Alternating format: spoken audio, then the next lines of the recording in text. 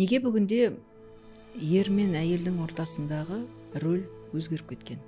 Отбасының жетістігі, отбасының болғаны ол тек қана әйелге байланысты. Әйелдің санасына ғана байланысты. Рилс жарияладым, еркек әйелге құрал болып келеді деп. Еркектер айғайлады: сен подкаблучниксің. Мына өмірімде не болып жатыр? Не қойып жатыр?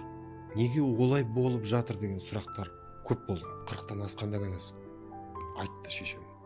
Әкем алып қашты, зорланған. Ішінде оның ауыртпашылығы жүреді. Босанған кезде әйел ауыртпашылығы бірге босанады баламен.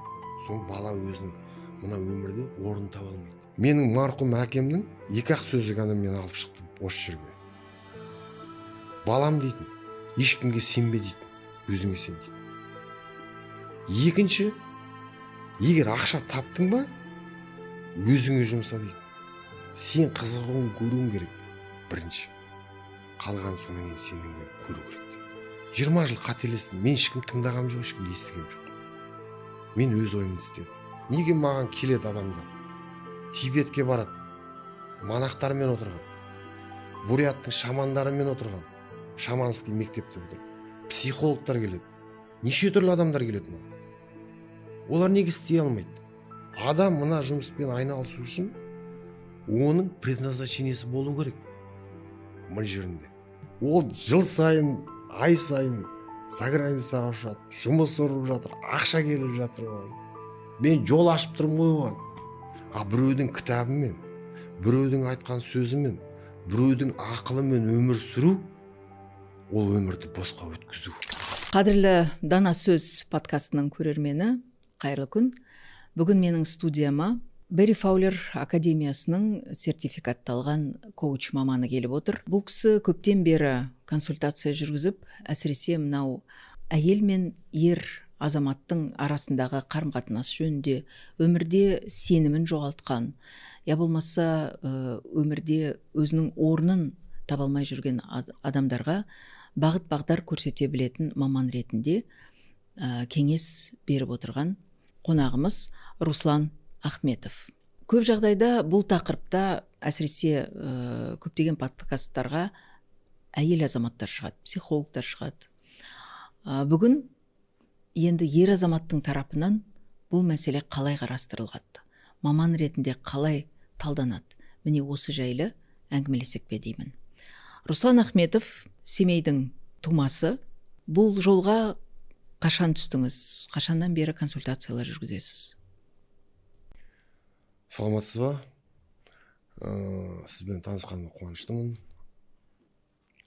Мен бұл жолға негізі келгеніме өмірімде үлкен жағдайлар болды. Енді оны қазір эфирде айтпай қойық. Өзімді 2003 жылдан бастап зерттеп, мына өмірімде не болып жатыр? Не қойып жатыр? Неге олай болып жатыр деген сұрақтар көп болды. 2003 жылдан бастап осы 20 жылдан астам өзімді зерттеумен өттім. Сол 20 жылдың ішінде мен 50-ден асқан кезде мен неге адамдарға көмектеспесек деген ой келді. Осыдан 3 жыл бұрын. 3 жылдың ішінде менің өзімнің контентімді құрылым жасап, сонымен адамдарға көмектесіп жатырмын. Негізі жоғарғы біліміңіз бар, мамансыз, қаржыгерсіз. Қаржыгер, иә. Бухгалтерлік істі жүргізгенсіз, иә? Иә, бухгалтер болып мен Қарағанды университетінде 91 жылы бітіріп шықтым. Сол 91 жылдан бастап 2007-8 жылдарға дейін мен темір жол саласында жұмыс істедім. Темір жол саласында бухгалтер болып істедім, финансист болып істедім. Сол қаржы жағынан маман болып сол жақта жұмыс істедім. Коучинг саласына неге келдіңіз? Өзіңіз жаңа айттыңыз, өмірде бір тығырық жағдайлар болды дедіңіз. Ол сұрақтар сізге қалай көмектесті? Өзіңізге қойған сұрақтар. Ол қандай сұрақтар болды? 20 жылдың ішінде көп тренингтерді өттім мен. Енді осыдан бір 10 жыл бұрын, 15 жыл бұрын тренинг деген, коуч деген ештеңе болған жоқ. Менің құлағым бір естіді ма трансформация деген сөзді. мен сол жаққа қарай жүгіретінмін. Бұл не екен деп зерттеп. Сол кезде мен өзімді зерттеп, өзіме киіп көрдім сол костюмдардың барлығын. Бұл қалай жұмыс істейді екен? Кім не беріп жатыр екен? Адамның өзгерісі неден болады екен? Қалай болады екен? Соны зерттеумен өттім. Көп нәрселерді өтіп, тоқып, қазіргі біздің халқымыз енді бәрі ізденістер жүр ғой. Оянатын уақыт келді. Әр нәрсеге уже қиыншылықтарды көріп жатыр. Бұл неден болып жатыр? Олар түсінбей жатыр қазір. Сол сияқты мен де одан өтіп, қазір адамдарға өз сол ұсынысымды жасап, көмек беріп жатырмын. Неге отбасы институты бүгінде бұзылып жатыр? Іргетасы шынап жатыр. Енді мен өзім ойымша, қазір бізде енді қазақпыз ғой, енді қазақтың дәстүр салттары көп, өте көп. Қазірдің біздің заманымызға сай емес шектеулер бар. Ол шектеулер біздің енді түйсігімізде жазылған, түп санамызда. Ол қанымызбен, жанымызбен келе жатыр, ұрпақтан ұрпаққа. Сол кедергілерден шыға алмай жүрміз. Жанымыз еркіндікті сезе алмай жүр. Егер біз сол бағдарламалардан, біздің ата-бабадан, ата тегімізден келе жатқан нанымдар мен сенімдерден арылсақ, сонда біздің проблемамыз шешіледі деп ойлаймын мен. Мысал үшін, алып қашу. Біз келістік дейді. Біз келісіп алып қаштық дейді. Ал оның арты не болады? Алып қашу деген сөздің өзі біздің ата-бабамыздан, ата тегімізде келе жатқан түйсігіміздегі ұғым. Ол қалай жұмыс істейді бізде? Өмірімізге бізге қалай әсер етеді? Оның арты не болады? Оның арты жылау. Оның арты үндемей қалу. Оның арты жандың үнсіздігімен аяқталады. Оның арты сот, түрме бүгінде. Иә. Ол үшін қылмыстық бап бар кодексте. Иә. Қазір сондайлар көп. Біз содан арыла алмай жүрміз. Енді мен өзіміздің, енді ата тегімізден, ата бабамыздан келе жатқан ұғымдар мен наным сенімдер, салт дәстүрімізді жоққа шығармаймын. Олардың көбі өзінің құндылығы бар. Бірақ қазіргі заманға сай емес нәрселер де бар. Жақсы, қыз алып қашуды айттық, тағы? Қыз алып қашу. Сонан кейін келіндерге шектеу қою. Мысалға. Мысал үшін, анда барма, сіз ананы сыйлауыңыз керек, сіз мынаны сөйтпеуіңіз керек, сіз мынаны бүйтпеуіңіз керек, сіз ананың атын атамауыңыз керек, сіз таңертең тұрып ана есіктің алдын сыпыруыңыз керек. Сондай шектеулер көп қой бізде. Оны істеткісі келеді. Адамның ішіне қысым түседі. Ол келіннің болашағы не болады? Ал одан туған ұрпақ не болады? Кезінде енді ата бабамыздан мен көп айтам осыны. Бізде тоқал алу деген болған. Семья өзінің ұрпағы тірі қалу үшін, осы жарық дүниеге жету үшін қызын берген. 15-тегі қызын байларға берген. Енді қараңызшы, сол қыз барған жер, сол әулиет бақытты болды ма?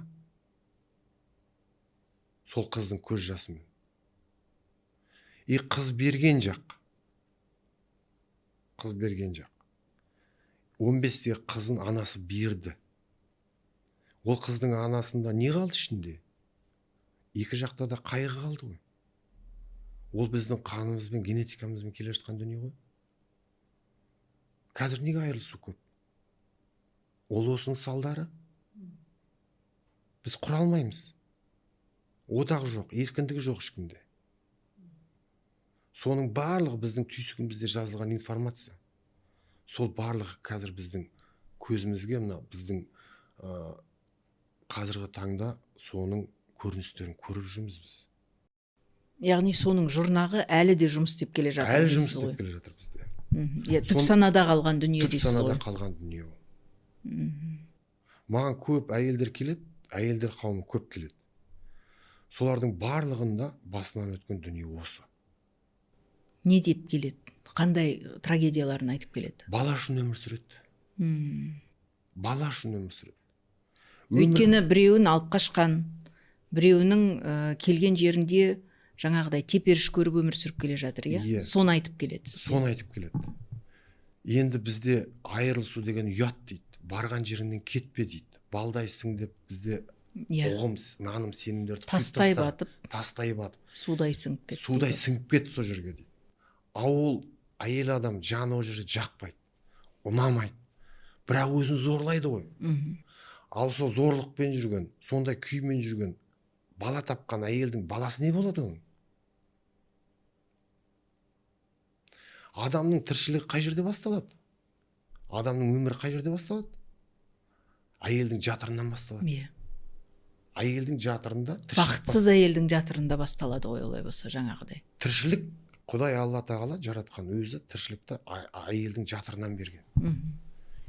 Егер адамның жатыры, әйелдің жатыры ренжісе, өкпелесе, ол ұрпақта, ол әулиетте болашақ болмайды. Менің түсінігім өте тереңде жатыр. Бірақ мен оның ар жақ бер жағына бармаймын, мистика қумаймын мен. Мен адамның өмірінде болып жатқан ситуацияларды байланыстырам. Оның санасымен, оның түйсігімен. Неге солай болды? Ол заңдылық па, кездейсоқтық па? Бұл жерде ешкімді кінәлау жоқ менің жұмысымда. Сенің ата тегің өмір сүріп кетті. Олар білмеді, олар түсінбеді. Олар оны қалай шешуді білмеді. Қазір заман дамыды. Адамның түйсігі, адамның санасы бүкіл зерттелген. Біз биоробот екенімізді уже Америка, Европа бәрі біледі. Сенің ішінде қандай бағдарлама бар түйсігіңде, сол бағдарламаға сенің өміріңдегі нәтижесін береді, болды. Неге бүгінде ер мен әйелдің ортасындағы рөл өзгеріп кеткен? Көп жағдайда әйел мықты болуға мәжбүр болады. Тағы да біз тарихқа үңілейік. Неге біздің қазақтың отбасында сондай жағдай қазір туындап кетті? Еркектер неге әлсіз болып қалды? Әйелдер неге алға жылжып бара жатыр? Ауыртпашылықты көтеріп. Сіз мойындап отырсыз ғой, иә? Ер адамның бүгін әлсіз болып келе жатқаны. Әлсіз болып қалды. Неге олай болды? Біздің қазіргі енді мен тарихқа үңілсек, біздің 70 жыл не болды бізде? Совет өкіметі болды. Сол буында не қалды бізде? Ол қандай информация бізге беріп кетті? Менің әке шешем сол өмір бақи Совет өкіметінде өмір сүрді. Чуть-чуть перестройканы көрді, болды, кетті. Олардың санасында не қалды? Олардың түйсігінде не қалды? Олар бізге не беріп кетті? Соның салдары қазір. Бізде атам заманда еркекті сыйлаған әйел адам. Үнемі бір саты жоғары қойған. Мен осы жақында бір рилс жарияладым. Еркек әйелге құрал болып келеді деп. Резонанс тудырды. Еркектер айғайлады. Сен подкаблучниксің деп. Сен өзіңнің өміріңде сондай болғансың деп. Егер әйелдің санасында, әйелдің түйсігінде дүние байлық болмаса, оны еркек таппайды. Табиғаттың заңы солай. Әйел қандай болу керек олай болса? Әйел қыз бала қалыптасып келе жатқан кезде, оның санасында не болу керек? Оның санасы, оның тегінен пайда болады. Адам ешкімді күлге аунап таппайды. Жатырға біткен кезде ұрық түседі. Ол әкеден түседі. Оны ұрықтандыратын әйел. Әйел жетілдіреді баланы. Дүниеге алып келеді. Ол баланың бойында не болады? Ол баланың бойында әкесі мен шешесі не істеді, не қойды, оның ата тегі не істеді, не қойды, барлығы болады. Ол өмірдің жалғасы. Ол тек қана сол бағдарламалармен өмір сүреді. Ол басқа сырттан ештеңе алмайды. Соның түбіне жетпей адам жаны босай алмайды. Жаны емін еркіндік таба алмайды мына өмірде. Ол ауыртпашылықты көтеріп жүреді. Тектен келе жатқан, әке шешесінен келе жатқан. Содан кейін тағы бір рилсім болды менің. Әйел босанған кезде оның жасы ұзарады деген. Әйел. Неге бізде қазір көп әйелдер бала таба береді? Әйелдің біздің мына ата бабамыздан ата тектен келе жатқан ауыртпашылық өте көп. Соны бала алып шығады ғой. Егер бала таппаса ол әйел өліп кетуі де мүмкін. Оның ауыртпашылығын бөліп алып кетеді. Босану деген солай болады. Ол босанады өзінің ауыртпашылығында. Баламен бірге. Соң бала өзінің мына өмірде орын таба алмайды. Ол қайдан келгенін білмейді. Ананы оқиды, мынаны оқиды, ана жұмыс істейді, мынаны жұмыс істейді, бірақ өзін таппайды. Ішінде оның ауыртпашылық жүреді. Мен оны өз басымнан өткізіп, өз басыммен көрдім. Көзім жетті оған. Онда сіздің отбасыңызға келейік. Сіз қандай отбасынан шықтыңыз? Мен өзім басымнан өтті дедіңіз. Яғни сіз де басыңызды тау мен тасқа ұрып, өзіңізді өзіңіз іздедіңіз деген сөз. Иә, менің шешем марқұм. Алдыңғы подкастта мен айттым оны. Ашық айтам мен. Менің шешем зорланған. Әкем алып қашты. Алып қашып зорланған. Сол зорлық зомбылықтың шешемнің өміріне қалай әсер еткенін мен көрдім. Ондай жағдайда қосылғанын сіз қашан білдіңіз? Ата-анаңыздың. Ондай жағдаймен қосылғанын мен 40-тан асқанда ғана айтты шешем. Сол кезде түсіндіңіз, иә? Сіздің өміріңізді. Ол кезде мен түсінгем жоқ. Түсінген жоқсыз. Түсінгем жоқ. Неге бұралып барады деп мен сезгем де жоқ даже. Бірақ 70-ге жақындаған кезде шешем уже рак матки болды. Сонымен қайтыс болды. Шешеміз үйден шыға алмайтын, қорқыныш деген байлап отырған. Ол зорлық зомбылық көрген әйел, оның өмір бақи ішінде жанында қорқыныш жүреді. Үрей жүреді. Ол баласы анда кетсе, мұнда кетсе, не істесе, ананы қойса да алаңдап отырады. Неге алаңдайды шеше? Неге әке алаңдамайды?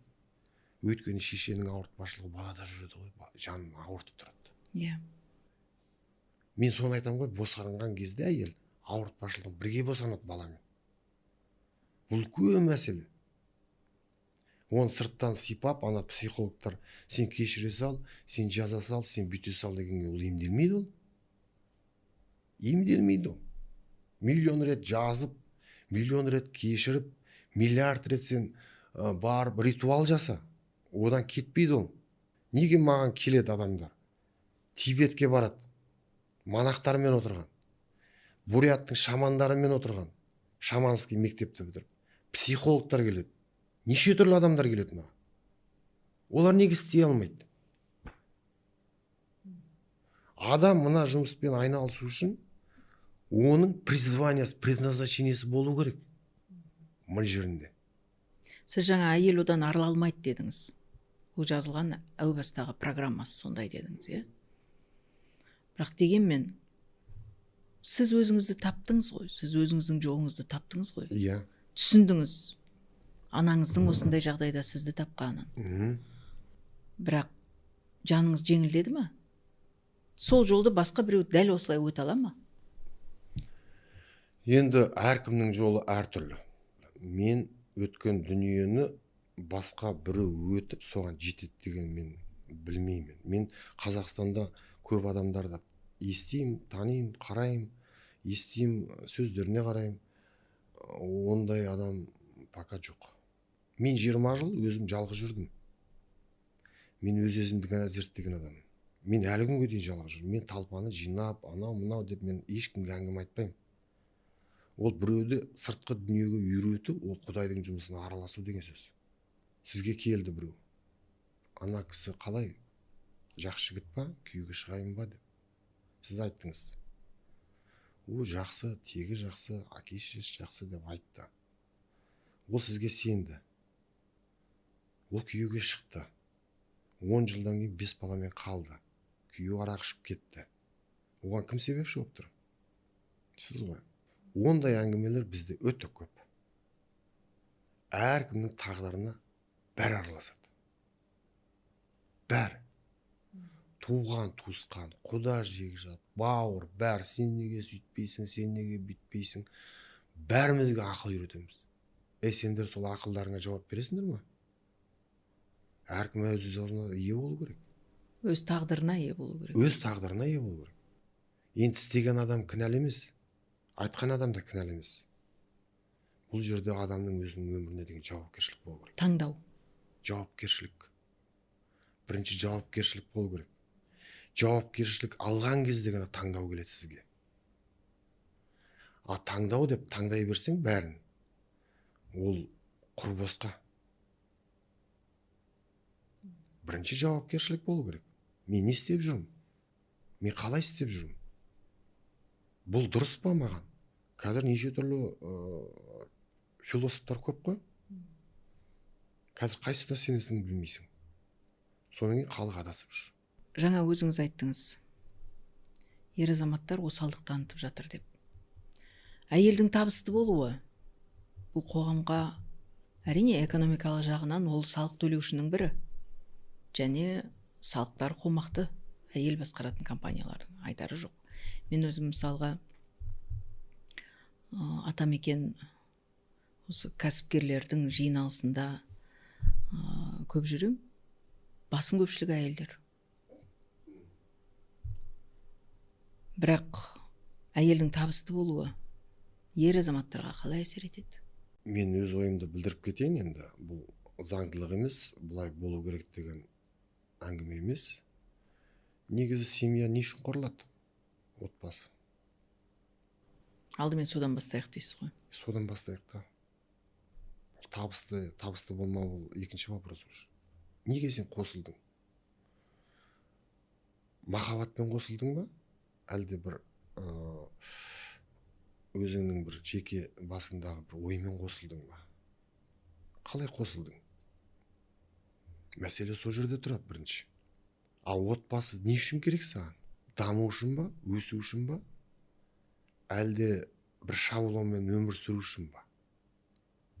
Бала керек, семья болу керек, оны оқыту керек, оны жеткізу керек деген шаблонмен өмір сүру керек ба? Ұрпақ жалғассын дейді. Ұрпақ жалғассын деп. Вот содан бастау керек. Егер еркек пен әйелдің арасындағы қарым-қатынас жақсы болып, ол жерде түсінушілік болатын болса, ол еркектің де табысы, әйелдің де табысы маңызы жоқ бұл жерде. Маңызды емес ол. Еркіндік болу керек. Еркіндік жоқ. Сен келінсің.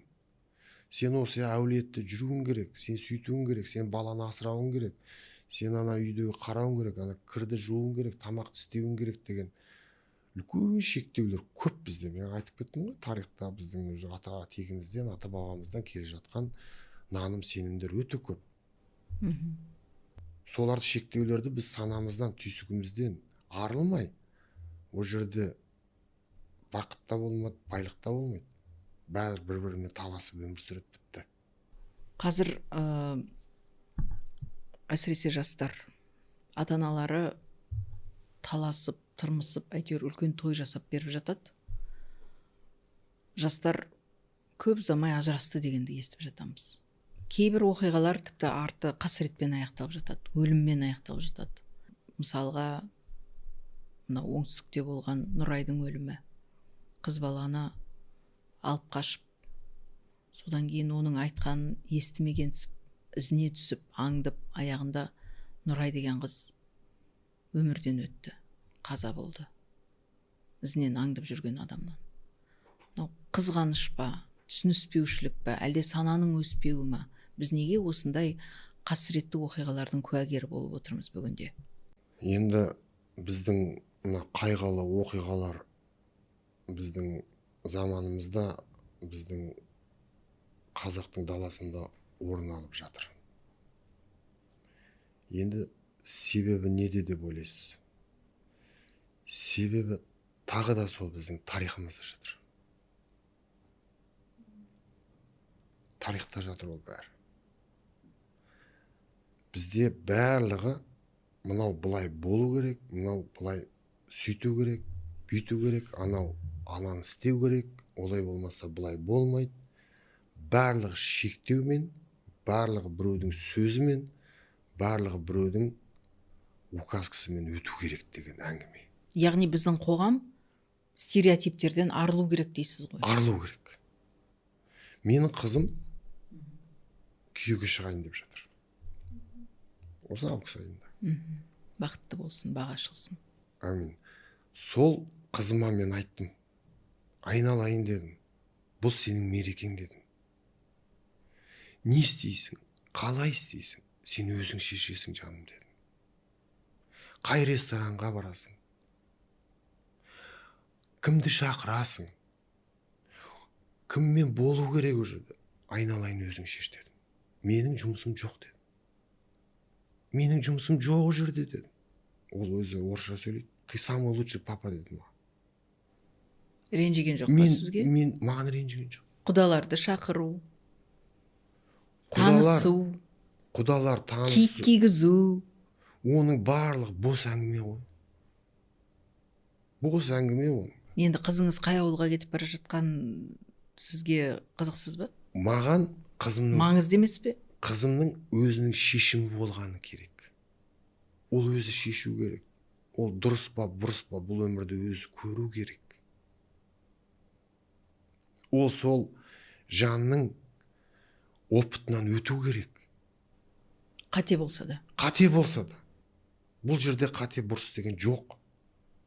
Сен қанша балаңды қорға, сен балаңды қанша условия жаса, бәрібір сен оның жанның келген опытын өтпей кетпейді ол. Ол 20 жасындағы өтпеген опытын ол 50 жасына барып өтеді. Құдай өткізеді ол жолдарда. Өйткені жан сол үшін келеді бұл жерге. Жан қателесу үшін келеді. Жан қателесу үшін келеді дейсіз. Қателесу үшін келеді. Опыт алу үшін келеді. А біреудің кітабымен, біреудің айтқан сөзімен, біреудің ақылымен өмір сүру, ол өмірді босқа өткізу. Мен 20 жыл ашып алса. Қалай? Мен 20 жыл. 20 жыл қателестім. Мен ешкім тыңдағам жоқ, ешкімді естігем жоқ. Мен өз ойымды істедім. Өз ойымда не бар, мен соны істедім. Бітті. Қателік те сіздікі, жеңіс те сіздікі, жеңіліс те сіздікі. Бәрі мен. Сәтсіздік те сіздікі. Ешкімді кінәламайсызды. Кінәламаймын. Кінә тағу болды. Болды. Олына өткіздім мен. Менің марқұм әкемнің 2-ақ сөзі ғана мен алып шықты осы жерге. Балам дейтін, ешкімге сенбе дейтін. Ешкімге сенбе дейтін. Өзіңе сен дейтін. Екінші, егер ақша таптың ба, өзіңе жұмса дейтін. Сен қызығын көруің керек. Бірінші. Қалған соның кейін сенің көру керек деді. Вот осы 2 сөзі мені қазір осы эфирде отырғыз. Эфирге алып келіп отыр. Мен ешкімге сенгем жоқ. Мен ешкімге бағынғам жоқ. Әйел адам жаңа сіз айтып кеткендей бағындырғысы келеді еркекті. Ол айтқанын істеткісі келеді. Ақылды әйелдің ойы еркектің аузынан шығады. Еркек ойлайды, мен істеп отырмын, мен айтып отырмын екен. Егер әйел ақылсыз болса, оның миы жұмыс істемейтін болса, екеуі қырылысады да жүреді өмір бақи. Қызыңыздың анасы ақылды болды ғой олай болса. Ақылды шығар. Білмеймін. Мен әркімнің өзіне өміріне жауап бере алмаймын. Ол өзінің опытын өтіп жүр. Мен өз опытымды өтіп жүр. Бірақ оның миындағы қай сөзі аузыңызға түсті? Кімнің? Әйеліңіздің, қызыңыздың анасын. Қандай ойды айтқызды? Мен негізі қазір 3-ші әйелмен тұрып жатырмын.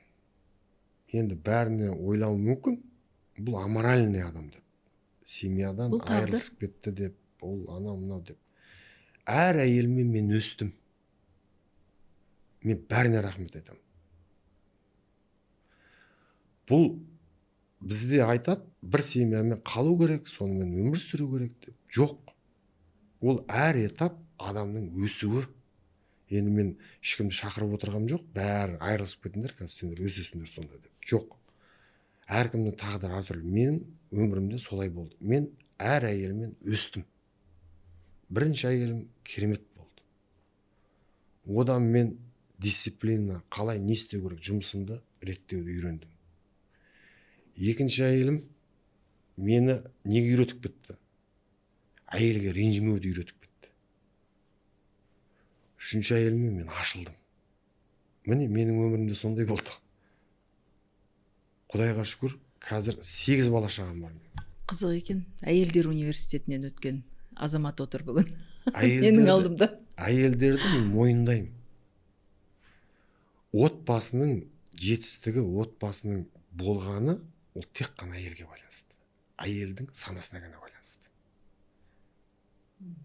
Еркекке ештеңе керек жоқ. Еркек түздің адамы деп қазақ бір ақ ауыз сөзбен айтқан. Ол ақша табу керек, бітті. Сонда сіз әйелдеріңізді айтып отырсыз, 8 бала шағам бар, Құдайға шүкір деп отырсыз. Жеңілген еркексіз бе, жеңген еркексіз бе? Тағы да айтайын енді сізге. Бұл жерде жеңу де, жеңілу де жоқ. Бұл жерде өсу бар. Мен өсіп бара жатырмын. Әйел арқылы. Әйел арқылы. Әйел тіршіліктің көзі болды ғой. Тіршіліктің көзі әйел болады. Егер әйел адам отбасын дұрыстап ұстап отырса, оның баласына қарап отырса, оның барлығын жағдайын жасап отырса, еркектің санасы тыныш болады. Олай болса, біз жаңа бүгінгі подкасттың басынан бері айтып отырмыз, қоғамдағы әйелдер өте белсенді деп. Иә. Олай болса, бұл қоғам үшін өте жақсы көрініс қой. Обязательно. Әйелдердің алдыңғы қатарда жүруі, оның ақылды болуы, табысты болуы, білімді болуы. Иә. Ол қоғам үшін өте маңызды. Қоғам үшін өте маңызды нәрсе. Бірақ ер азаматтардың көлеңкеде тасасында қалып жатқаны қалай? Оларды қалай өсіреміз? Олай болса, сіздерді дәл сіз айтпақшы, мен әйелдерім арқылы өстім деп жатырсыз. Енді әйелдерге енді өздері өсіп, өздері өніп жатқандан гөрі еркекке де көп көңіл бөлген дұрыс деп ойлаймын енді отбасында. Еркекке де оған не керек еркекке? Еркекке әйелдің жылуы керек. Әйел жылу бере алмай қалды қазір. Неге жылу, махаббат бере алмайды? Өйткені тағы да тарихқа үңілейік, біздің әйел жандар ренжіген еркекке. Алып қашу, андай қою, наным сенімдер, шектеулер қою, соның барлығы әр әйелдің бойында қазақта жүр. Ол одан қысым көреді еркектен. Сол шектеулер. Иә, сол шектеулер әйелден, еркектен қысым көреді да, еркексіз қазір шығып кетті былай қарай. Өздері дамып жатыр. Еркек жандар көре алмай жатыр. Неге ілесе алмай келе жатыр? Ілесе алмай келе жатыр. Енді әйелдерге де кішкентай ойлану керек шығар. Ер азаматтар келе ма сізге? Келеді. Не деп келеді? Қандай проблема айтып келеді? Көбінесе әйелдермен қарым-қатынас дұрыс емес. Ол әйел зорлық, зомбылық көрген, ол ата тегінде, ата бабасынан келе жатқан, генетикасында келе жатқан информациялар жұмыс істеген кезде әйел жылулық беруді тоқтатады еркегіне. Ол жабылады жатырда. Содан кейін еркек бөлек кетіп қалады. Бірге тұрады, бірге жүреді. Бірақ жаны бөлек. Жаны бөлек бірақ. Ол жылу тарта алмайды әйелінен. Махаббат жоқ, сезім жоқ орталарында. Бала үшін өмір сүреді. Осындай, ашығын айтайық, өтіріктің ішінде өмір сүріп жатқан жұптар өте көп қой. 90%. 90% ба? 90%. Біз шаблонмен өмір сүріп жатырмыз. Олай болса, сіздің түсінігіңізде ажырасу деген не? Біз қазір отбасы институтын жоқтап отырмыз. Ажырасу неге көп болып жатыр? Қазір жастар шыдамайды оған. қазір шыдамның шегі жетті ғой. Өтірік өмір сүруді білмейді. Өтірік білмейді. Олар ұнамай ма, айналайын аулақ жүр дейді, бітті. Қызы да, ұлы да. Мүмкін бұл эгоның өскені шығар. Жоқ. Бұл біздің бағдарламаларымыздың жұмыс істеп тұрғаны. Түп санадағы, түйсіктегі. Оны бізге ашық жастар көрсетіп жатыр. Сен неге бала үшін өмір сүруің керек? Мен неге бала үшін өмір сүруім керек? Неге мен ұят болады деп өмір сүруім керек? Сен $1 миллион сал тойға. Бәрібір. Ол сенің жұмысың болды, ол сен салдың. Мен салғам жоқ. Мен де жаңа айтып отырмын қызыма. Өзің біл, айналайын. Сенің өмірің, ол сенің тағдырың. Қалай істесең олай істе. Маған келесің, әке мынаны қалай істеймін деп. Мен сол кезде айтам дедім.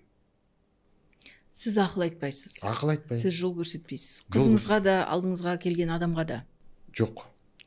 Сонда сіздің міндетіңіз не? Мен адамның бойындағы жұмыс барысындағын айтып отырсыз ғой сіз, да? Жұмыс барысындағы сіздің Алла тағала сізге жан дүние берді. Солай ма? Тәнді берді, жанды берді, рухты берді. А сіздің түйсігіңізде сол программалар жұмыс істеп тұр ғой. Сіз оны өзгертуге өзіңіздің ғана құқығыңыз бар. Басқа ешкімнің құқығы жоқ. Оны өзгерте алмайды адам. Яғни сіз былай жаса деп айтпайсыз. Айтпаймын. Оған сіздің хақыңыз да жоқ. Хақым да жоқ. Мен тек қана адамның ішкі жан дүниесінде ғана жұмыс істеймін. Ашып бересіз. Ашып беремін. Түйін тұр. Травма алды. Сол жаста сана қалып қойды. Жас 50-де, санасы 20-да. Бітті. Өзі де білмей жүр ондай екен. Оны өзі де білмей жүр. Бүгін ғана мен таңертең жұмыс істедім бір әйелмен. 18 жасында зорланған, қалып қойған санасы. Жасы 53-те. Әлі жылап еңіреп жүр. Әлі жылап еңіреп. Сырты бүтін болса. 40 жыл бойы көтеріп жүр соны. 40 жыл бойы жаны. Мен айттым, жаның не деген керемет сенің дедім. Мынандай ауыртпашылықты алып жүр дедім. Не деген қайрат. Не деген қайрат. Тырысып қалған денесі. Мен онлайн форматта жұмыс істеймін. Мен офлайн адамдармен жолықпаймын. Біздің, міне, енді біздің сол жаңа айтып өттім ғой, тарихта біздің заманымызда болды, қыз берді, қыз алды. Екі жақта страдать етті да, екі жақта да ұрпаққа информация кетті. Генетикамен, қанымызбен кетті. Ол біздің Қазақстан, бүкіл Қазақстанда жоқ. Әрбір қазақтың бойында бар. Әр қазақтың бойында сол тұр. Бойымыздағы жаңағы сіз айтқан шектеулерді қалай алып тастаймыз? Шектеусіз қалай өмір сүреміз? Бұл біздің болмысымыз болса, бұл қанымызда бар дүние болатын болса. Оны үлкен институттар жұмыс істеу керек. Бізде қазір ол басқа қазақ болады ғой олай болса. Мен, допустим, оқыған кезде, зерттеген кезде, мен қазақтың психологиясы деген бір кітап таппадым. Қазақта психологтар болмаған. Психология ғылымы дамымаған. Мен орысша оқыдым. Орыстардан алдым. Одан Европаға түстім. Әрине. Одан Америкаға түстім. Мен Америкада түсіндім. Мен Америкадағы жігіттермен жұмыс істеп, солардан түсіндім. Мә, түйсіктегі мынау не деген керемет нәрсе өзі. Мынау былай өзгереді екен ғой деп. Голливудский актерларды алыңызшы. Олар киноға түседі. Образға кіреді. Олардың привычкаларын алады. Өзіне жазады. Шынайы ойнау үшін. Енді ол кинодан шыққаннан кейін не істейді? Ол өз қалпына келу керек. Өз қалпына келу керек. Ол 1 жыл, 2 жыл адаптациядан өтеді. Онымен маман жұмыс істейді. Ол бәленбай миллион тапты ма, бәленбай миллион береді. Емделу үшін. Емделу үшін. Әлгі образдан шығу үшін. Образдан шығу үшін. Бізде ондай нәрсе санамызда жоқ. Бір қымбатсынады бәрін. Айта салмайсың ба? Бере салмайсың ба? Сөйте салмайсың ба? Не деген қымбат деп. Адам бізде қазақтар инвестиция жасай алмайды өзіне әлі. Ол да шектеу. Шүкір деген шектеу. Шүкір деген шектеу. Ол наным сенің жұмыс істеп тұр. Барға қанағат деген де шектеу. Шектеу бәрі. Құдай береді бір күні. Алланың көзі дұрыс болсын деген сөз тоже шектеу. Олай өспейді адам. Құдай қаласа деген сөз. Құдай қаласа болады ғой деп. Осы басымыз аман, деніміз сау болсын. Мәселе ақшада емес, мәселе көңілде ғой. Оның барлығы мынау біздің программаларымыз жұмыс істеп жатқан. Әркімнің аузынан естіш. Құдай деп жүрген адамның бейшара адам ғой. Құдайдың қайда екенін білмейді. Құдайы бар адам екен дегенге қалай қарайсыз олай болса? Құдайы бар адам деген ол өзін сыйлаған, өзін құрметтеген, өзін дамытқан адам. Құдай ішінде тұрады ғой адамның. Ол сыртта жоқ, көкте жоқ, жердің астында жоқ. Саған Алла тағала бәрін берді.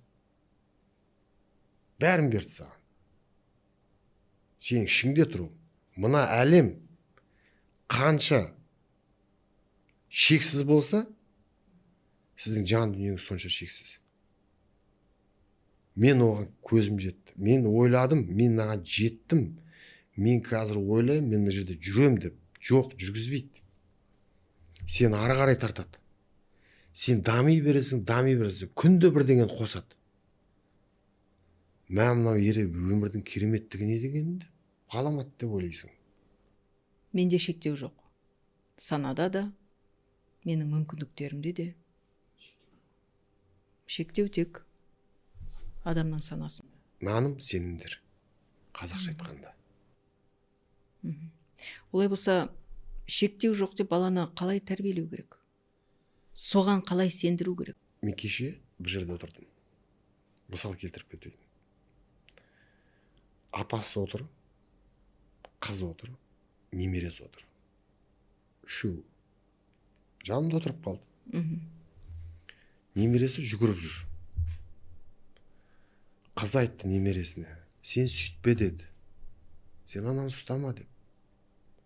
Апасы айтты, болмайды анау деп. Мен 15 минут отырдым сол жерде. Баланың санасына қанша шектеу кірді. Ол бала не болады ертең? Ол бала үйден шыға алмай қалады. Ол бала дамымайды. Дамымайды ол. Анау болмайды, мынау болмайды, мынаны істеме, мынаны сөйтпе, анаған барма, ананы сөйлеспе, мынаны сөйт, мынаны бүйт. Бұның барлығы баланың санасына жазылады. Сіз балаңызға ақыл айтпай өсірген әке сияқтысыз, Мен оларға ақыл айтатын жас кезімде уақытымда болған жоқ. Мен өз ойыммен өз басымды алып жүрдім, болды. Негізі ол баланы тәрбиелейтін де шешесі ғой. Әке тәрбиелемейді. Әке тек қана олына кеңістікті ұстап тұру керек. Полион дейді ғой, полион ұстап тұру керек. Кеңістікті ұстап тұратын әке. Әке. Ол сөйлемеу керек. Әкенің проблема ол үнсіз шешілу керек. Мен бірінші рет айырылысып кеткенде, менің үлкен қызым 9 жыл сөйлескен жоқ менімен. 9 жыл. Мен қызым-ау, айналайын, мен сенің әкеңмін ғой. Мен болмасам сен дүниеге келмейсің ғой, деп мен әңгіме айтқан жоқ. Хабарласқан жоқсыз? Хабарласқан жоқ. Содан? Қазір маған не дейді білесіз ба? Менің әкем сен екеніне мен ризамын деді. Менің өміріме араласқан жоқсыз. Мендегі өзгеріс балаға беріліп жатыр ғой. Кеңістік деген сол. Жол ашылып жатыр. Кеңістік деген сол дейсіз ғой. Ол жыл сайын, ай сайын заграницаға ұшады, жұмыс ұрып жатыр, ақша келіп жатыр оған. Мен жол ашып тұрмын ғой оған. Біздің тегімізде жабылып қалған бәрі. Сыртта жүріп ақ, қасында болмай-ақ. Барлық свободада, еркіндікте жүр. Маған айтады, барлықтардың әкесі ананы айтады, мынаны айтады. Сен ештеңе айтпайсың. Мен не айтам, жаным-ау. Саған берілді ма өмір, жарық дүниені саған сыйлады ма Құдай? сүр Соны көрсеңші қызығын. Қателік бола ма? Ол сенікі. Табысың бола ма? Ол сенікі. Бәрі сенікі. Мен арқылы тек қана Құдай жаратты сені. Болды. Онда да менің жұмысым жоқ. Мен тек қана жазумен ғана, мен тегіммен ғана сен өмір сүріп жатсың. Болды. Қалғаны бәрі Құдайдікі ғой. Біз жүрміз, біз ойлаймыз, біз келдік, біз сөйттік, біз бүйттік деп. Жоқ. Адамның түйсігі арқылы Алла тағала Құдай жаратқанның бір заңдарымен жұмыс істеп жатады бұл өмір. А өзіңді ұмытасың ба? Өзіңді жоғалтасың ба? Өмір оны кешірмейді. Жоғалтқан кезеңдегі сіз өзіңізді таппаған, қаржыгер болдыңыз, түрлі жұмыс атқардыңыз. Сол кездегі өміріңіз мәнді деп есептейсіз бе, әлде? Болды, содан кейінгі өміріңіз? Бәріне ризасыз? Бәріне ризамын. Тек қана бір 2-3 жыл болды, осы последний 10 жылда, ақырғы 10 жылда. 3 жылда мен шаршап кеттім. Іздеп, ана психолог кім, мынаған барып. Осының мен шегіне жетпейді аумын деп қолымды бір сілтедім да. Мен 3 жыл бойы, анау еркектер болады ғой, кетіп сыртқа шығып кететіндей. Менде де ол жағдай болды. Мен бөліндім да, қойшы, керек жоқ осы. Енді ары қарай осы мен өмір сүріп кетейін енді. Өлсем өлейін енді деп. Бірақ мен жатқызбады. 3 жылдан кейін қайта тұрғызды. Қайттан тұрғызып, қайттан сөйлетіп, айтып, бергіздірді бәрібір. Ол мен сонда ғана көзім жетті мен. Мен мына адамдармен жұмыс істеймін. Мен мына адамдармен сөйлесем деген менде өмірімде ойламаған дүние бұл. Ойламаған мен. Мен Алла тағаланың құбылысына, жаратқанның құбылысына, сенің ішіңдегі миссияң сондай болатын болса, сен оны орындамасаң, оны жатқызбайды. Әркімнің миссиясы бар. Әркім бір нәрсе үшін жаратылған. Біз анау алма ағашынан алмұрт күтіп жүрміз ғой бәріміз. Алмұрттың ағашынан алма күтіп жүрміз. Алма ағашынан алма шығады. Алмұрттан алмұрт шығады. Біз сондай болуым керек деп айтамыз. А сен қайдан білесің, ол қандай болу керек екен? Мен қызымды білмеймін, ол қандай болатын. Оның болашағы қандай болатын. Мен қайдан білемін? Ол қай жаққа барып тұратын, қайдан білемін? Ол менікі емес қой. Оның мен неге, оның тағдырына, мен оның өміріне араласуым керек. Міне қайда жатыр әңгіме. Бұл үлкен жұмыс. А оған келу үшін, оған, наверное, заңда көмектеспейді. Оған адамның ішінен ашылу керек просто, болды. Ол әр адамның өз жолы. Ашу керек. Қазір мен көмектесіп жатырмын. Сол жолда жұмыс істеп жатырмын. Қайдан білесіз, бір 10 жылдан кейін, может быть, 1 миллион адам ашылар. Ол сіздің отбасыңызда, допустим, сіз ашылдыңыз, сіздің отбасыңызда ашыла бастайды. Мен оны естимін, эфирларда да айтамын. Эфирларда адамдар айтады өздері. Маған бір әйел келді Астанадан. 2 ай жұмыс істедім мен. Онда мынандай ситуация болды. Инвалид болып қалған ағасы. Ол массажды оқыды. Ол остеопат болды. Ағасын емдеді, сөйтті, бүйтті. Сол кезде інісінің үйленген 6 жыл бала болмаған. 6 жыл бала таппаған. Тек не деп тұр оған? Тек ұрпақ жалғаспайды қазір деп тұр. Сендер мына жерде бірдеңені шешіңдер деп тұр. Ол өзінің санасын дұрыстады, түйсігін тазалады. Ограничениялердің, шектеулерін алды, төмен түсірді, жіберді. Келіні бала көтерді ғой. Біз ойлаймыз, біз өзіміз жүрміз деп. Жоқ, біз ана текпен, көрінбейтін жіппен байланып тұрмыз ғой. Ол көрінбейді, бірақ сен байланып тұрасың. Сіз жаңа қазақтың бойында шектеулер көп, діни, мүмкін тұрмыстық наным сенімдер көп дедіңіз. Бірақ дегенмен қазақтың жаңағы тек деген сөзінде де көп нәрсе жатыр ғой. Тегінде жазулы деп айтып отырсыз. Тегінде бар. Тегіннің программасы деп айтып отырсыз. Мен енді өзімнің ойымды айтайын, осы тег жөнінде. Біздің қазақ негізі, мен 2009 жылы Европаға барып таң қалдым да, 13-ші, 15-ші, 12-ші, 10-ші ғасырларда әлем бір құрылыстар салған. Қараймын да, мен өзім ішім ашып, тура деген Италияны қарап жүрдім да, бір асфальт салып қойған, мынау 14-ші ғасыр, мынау 13-ші ғасыр, анау андай ғасыр деп. Мен неге қазақта, неге салмаған дедім да, 2009 жыл. Қазақта қарасам, кең дала, ештеңе жоқ. Қазіргі таңда менің ойым өзгерді. Қазақ мына өмірдің табиғатымен үйлесіп өмір сүрген ғой.